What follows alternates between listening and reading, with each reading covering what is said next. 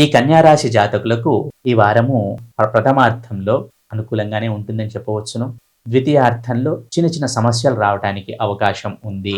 ఏదేమైనా కూడా ఈ కన్యారాశి వారు కొంచెం లేజీనెస్ని పక్కన పెట్టాలి. పోస్ట్ పోనింగ్, డిలేయింగ్ అనే వాటికి దూరంగా ఉండాలి.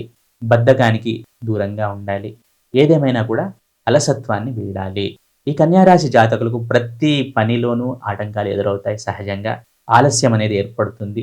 అయినా ఏం పర్వాలేదు, మీరు పెట్టాల్సిన ఎఫర్ట్స్ పెట్టండి. తప్పకుండా సక్సీడ్ అవుతారు. తప్పకుండా విజయాన్ని పొందుతారు, ముందుకు వెళతారు. ఆరోగ్యపరంగా పెద్దగా సమస్యలు ఏమీ కనబడటం లేదు. మానసిక ఆందోళన చిన్నగా ఉన్నా కూడా దైవారాధన ద్వారా వాటి నుండి బయటపడవచ్చును. ఆర్థిక పరంగా పెద్దగా చిక్కులేమీ కనబడటం లేదు. ఆదాయం పెరుగుతుందని చెప్పవచ్చును. నూతన ఉద్యోగ ప్రయత్నాలు చేయాలనుకునే వారు తప్పకుండా చేయండి. అలాగే వృత్తి ఉద్యోగ వ్యాపారాల్లో ఉన్నవారికి ఈ వారము సామాన్యంగా ఉంటుందని చెప్పవచ్చును. వ్యాపార రంగంలో ఉన్నవారు ఎక్కువగా ప్రయోగాలు చేయకండి. ఈ రాశికి సంబంధించిన విద్యార్థులు కొంచెం ఏకాగ్రతను పెంచుకోవటం సూచించటమైనది. కొంచెం అలసత్వాన్ని వీడాలి. మొత్తంగా చూసుకుంటే ఈ కన్యారాశి జాతకులకు ఈ వారము అనుకూలంగానే ఉంటుందని చెప్పవచ్చును. చిన్న చిన్న డీమెరిట్స్ ఉన్నాయి, వాటిని ఓవర్కమ్ చేసుకుంటే చాలా అద్భుతంగా ఉంటుంది ఈ కన్యారాశి జాతకులకు.